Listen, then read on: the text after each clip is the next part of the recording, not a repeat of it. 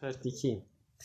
Stêrk û hîve, bihişt û nîve, ew zêr û zîve, zimanê Kurdî. Wehî û ayet e, her ew gayet e, qesd û niyet e, zimanê Kurdî.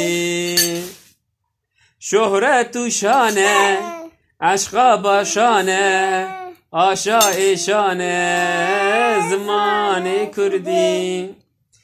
Li dinyê tek e, bo me ew çek e, xuşk û okek e,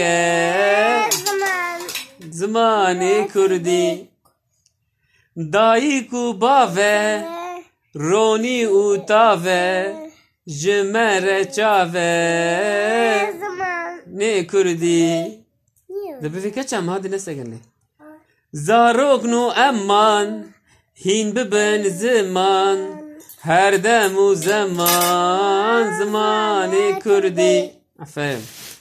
Zimanê xanî, ew mêrg û kanî, tu xweş bizanî, zimanê Kurdî.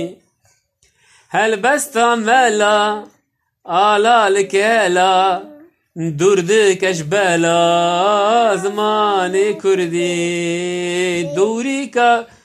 Dûrika bûkan, nexşeya sûkan, hîn bibe zûkan, zimanê Kurdî. Lorîna dayê, bê wî xewnayê, xweş sûra bayê, zimanê Kurdî.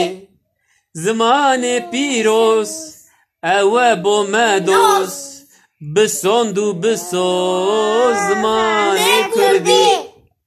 Bo me şînok e, rastî û çîrok e, çend û dîrok e, zimanê Kurdî. Fexra kawaye, rewşa lawaye, çi xweş hawaye, zimanê Kurdî.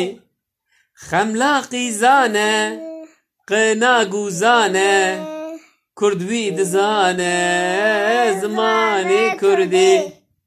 Newroz û cejne, wêje berbejne, bi wê xweş bejne, zimanê Kurdî. Ew çek û rext e, pê xweş dibext e, serok li ser text, zimanê Kurdî. Ev ya nebû.